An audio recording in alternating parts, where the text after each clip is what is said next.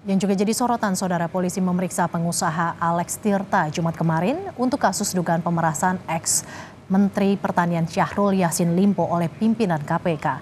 Alex Tirta tiba di gedung promoter Polda Metro Jaya Jumat pagi. Panggilan itu merupakan yang kedua setelah hari Rabu lalu Alex tak hadir dan minta penjadwalan ulang karena alasan sakit. Alex Tirta dimintai keterangan soal rumah di Jalan Kertanegara nomor 46 yang disebut sebagai rumah rehat oleh Ketua KPK Firly Bahuri.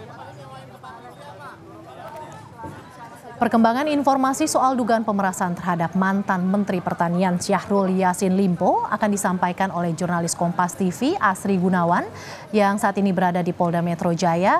Asri, apa yang ingin digali oleh penyidik dari pemeriksaan Firly pada 7 November nanti?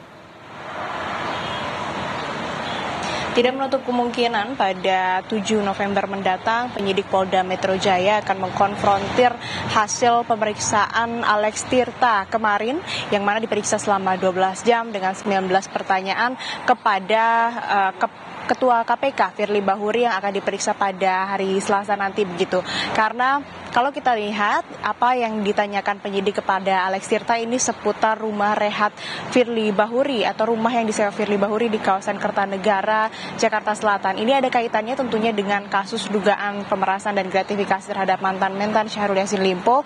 Dan ini yang kemungkinan besar akan ditanyakan oleh penyidik Polda Metro Jaya. Apakah betul? Karena memang kalau kita lihat atau kita kutip apa yang disampaikan oleh polisi bahwa di rumah tersebut sempat ada pertemuan antara mantan Menteri Pertanian Syahrul Yassin Limpo dengan Ketua KPK Firly Bahuri. Ini yang nantinya akan ditanyakan kepada Firly begitu. Selain dari mengkonfrontir hasil kesaksian dari Alex Tirta, penyidik juga tentu akan mendalami beberapa poin lainnya untuk bisa menentukan apakah ada unsur tindak pidana berupa pemerasan ataupun juga ratifikasi dalam laporan yang dilayangkan ke Polda Metro Jaya terkait dengan dugaan pemerasan dan juga gratifikasi terhadap mantan Syahrul Yassin Limpo. Selain memeriksa sejumlah saksi, polisi juga sudah melayangkan surat permohonan supervisi kepada KPK pada tanggal 11 Oktober 2023. Tidak hanya kepada KPK, Polda Metro Jaya juga melayangkan surat permohonan supervisi tersebut kepada Dewan Pengawas KPK di tanggal 18 Oktober 2023. Adapun isi supervisi itu untuk meminta agar pimpinan KPK menugaskan Deputi Bidang Koordinasi dan Supervisi untuk mengawasi kasus dugaan pemerasan terhadap Syahrul Yassin Limpo. Dan kalau kita lihat ini merujuk pada Peraturan Presiden nomor 102 tahun 2020 tentang pelaksanaan supervisi pemberantasan tindak pidana korupsi, pasal 1 angka 4 yang menyebutkan bahwa supervisi adalah kegiatan pengawasan, penelitian atau penelaahan terhadap instansi yang berwenang melaksanakan pemberantasan tindak pidana korupsi guna percepatan hasil penyelesaian penanganan perkara tindak pidana korupsi serta terciptanya sinergitas antara instansi terkait. Jadi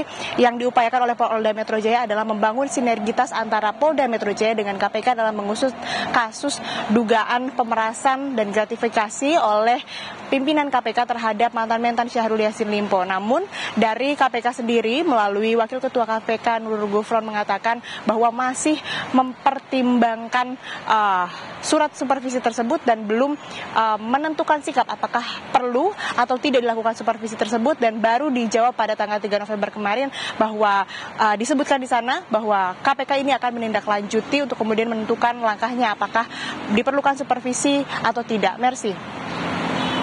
Bagaimana penyidikan polisi sejauh ini dalam kasus dugaan pemerasan terhadap mantan Syahrul Yassin Limpo, dan siapa lagi yang akan diperiksa, Ci?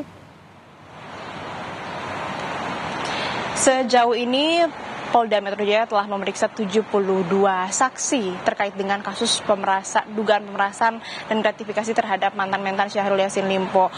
Polda Metro Jaya juga dalam waktu dekat akan memeriksa Ketua KPK Firly Bahuri seperti yang sudah disebutkan tadi, dan tentunya upaya-upaya yang dilakukan oleh Polda Metro Jaya selain memeriksa saksi dan juga mengumpulkan bukti, karena kita ketahui juga bersama bahwa Polda Metro Jaya sempat 2 kali meminta dokumen kepada KPK begitu untuk melengkapi dan juga menambahkan bahan-bahan penyidikan yang tengah berlangsung saat ini.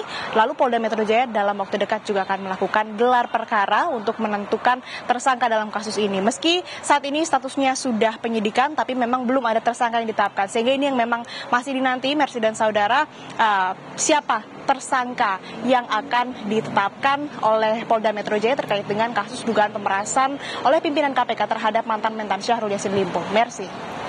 Terima kasih jurnalis Kompas TV Asri Gunawan yang melaporkan langsung terkait penyidikan polisi yang terus dilakukan sejauh ini dalam kasus dugaan korupsi terhadap mantan Mentan Syahrul Yassin Limpo. Terima kasih Asri.